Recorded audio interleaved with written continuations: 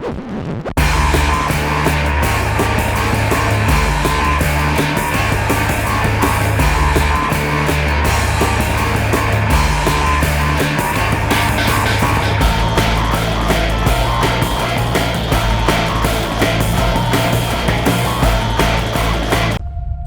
they're walking into a trap.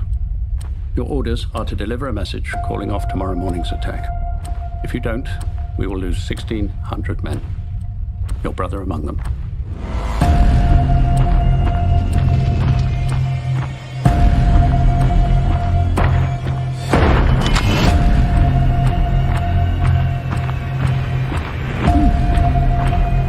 There is only one way this war ends.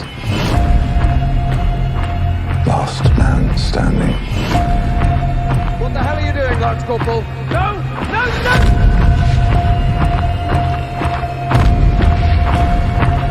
If you fail, it will be a massacre.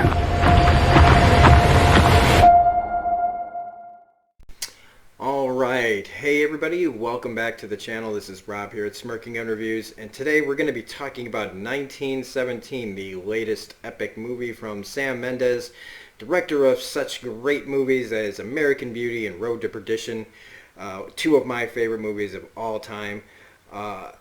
It's been a while since I've seen one of his movies. I know that he did Revolutionary Road. I know he did Skyfall. You know, Revolutionary Road is a very depressing movie with superb performances.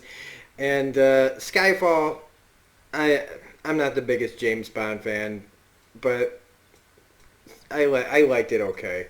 This though, man, this had me feeling the old feels with Thomas Newman's score. And just the way you can tell when you get used to a director's style. This movie is classic Sam Mendes. But first, let's talk about what everybody keeps talking about this month, right? This month, January. Everybody just talks about how January is the dumping ground for garbage and bad horror movies and things the studio doesn't know what to do with.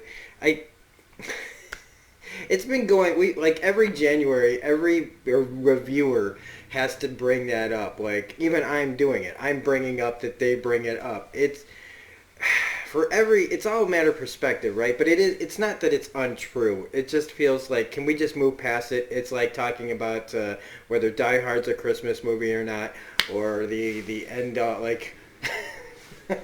or on another end of the spectrum, whether Hawaiian pizza is real pizza. Of course it's real pizza. It's a pizza. It just you might not like it to be a pizza. That kind of thing. It's just So January, yeah. Oh, fine. You know, let's move on.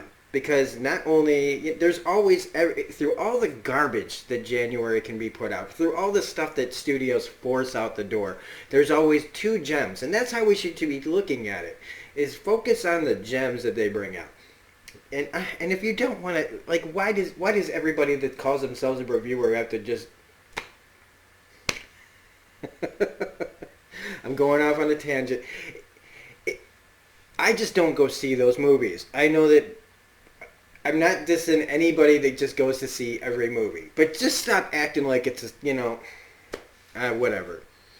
So anyway, they're always gems. Like last year, despite how I feel about it later on, Glass was an alright January movie. In the end, it might have been a dissatisfying movie to the, ending to the M. Night Shyamalan trilogy.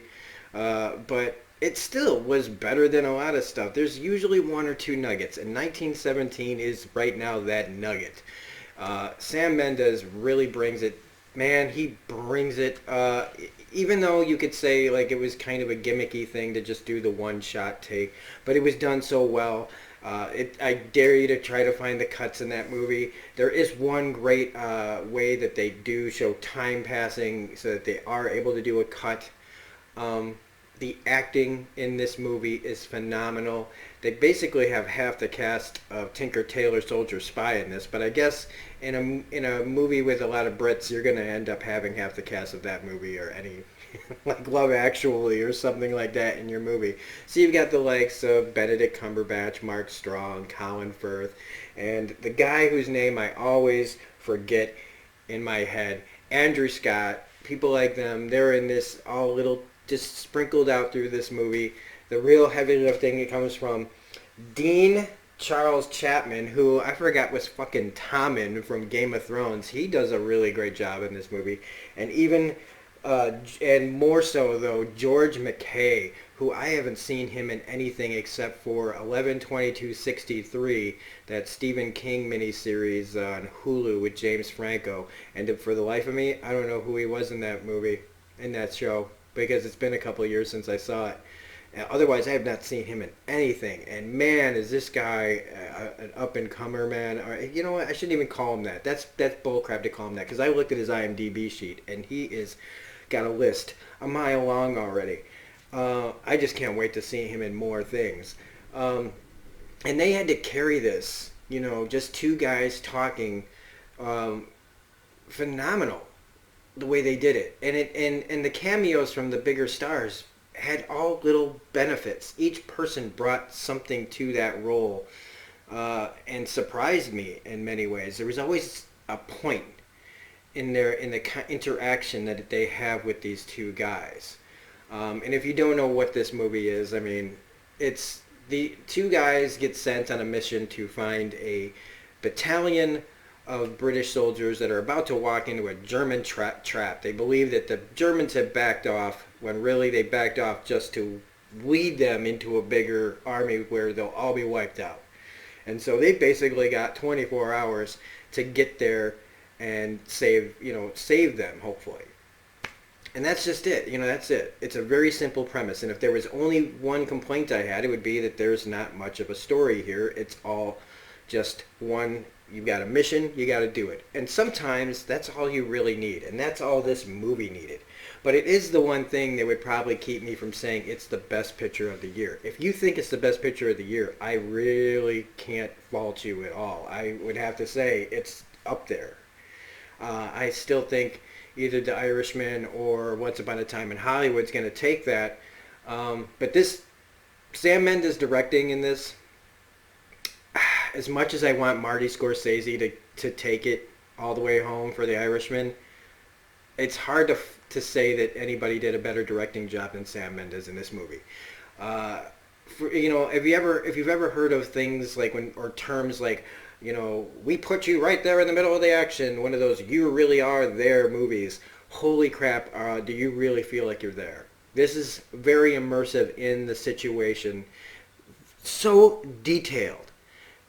And things that are mentioned, if you'd have to listen to extra conversation later, where there's like, they just pass a dead dog and they just pass it. You blink and you miss it, but then somebody brings up the dead dog that you might have, you know, saw, like going, oh, a dead dog, and somebody brings it up like 20 minutes later, just in conversation. So much detail put into this, literally in everything, with bodies partially buried. The way that he, you know, all the things that they just find and see along the way, also made me feel kind of like a video game, but in a good way for a change. Like a lot of times people say, I feel like I was watching a video game cutscene.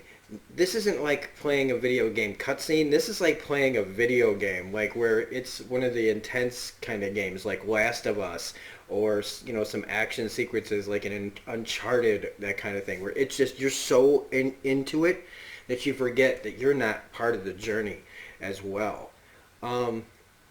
Again, I talk about the score by Thomas Newman, who's done, who did American Beauty and Road to Perdition, and a ton of stuff. Green Mile. This guy, the score, fantastic. Absolutely freaking fantastic. It itself immerses you and helps you get you involved in the story of these two guys. And that being said, I don't really know more what else to say without blowing anything, because to really talk about this movie, there are some unexpected things that happen that I don't want to get into. You really have to experience it for yourself. But it's haunting, it's moving, it's thrilling, it's intense. It gives you almost everything that a Best Picture movie could give you. But like I said, I think the only thing that's holding it back was just that some of the other movies that are going to be up for Best Picture have the full package, including a bigger, like a more a larger story that has a chance to develop the characters more.